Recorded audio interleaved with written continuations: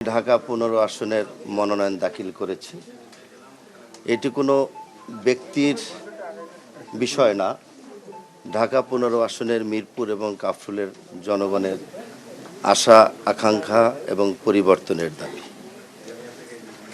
ঢাকা ১৫ আসনের আমাদের তরুণ সমাজ আগামীতে তাদের স্বপ্ন দেখবে, প্রবীণরা তারা নিরাপদে থাকবে, নারীরা তাদের সম্মান পাবে, তাদের অধিকার পাবে এবং ঢাকা ১৫ আসনের মিরপুর এবং কাফরুলের সাধারণ মানুষ তাদের ন্যায্য অধিকার সেবা তারা ফিরে পাবে।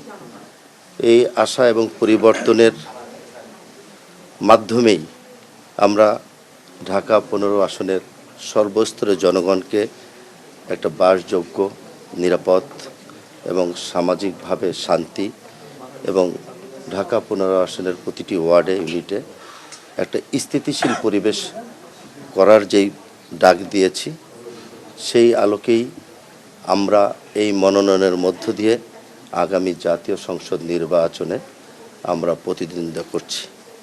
আমরা আশা করছি জনগণ তাদের পছন্দের প্রার্থীকে ভোট দিবে এবং ঢাকা ১৫ আসন সহ সারা বাংলাদেশের একটা সুন্দর ইনক্লুসিভ ভালো একটা নির্বাচন উপহার দিবে নির্বাচন কমিশন।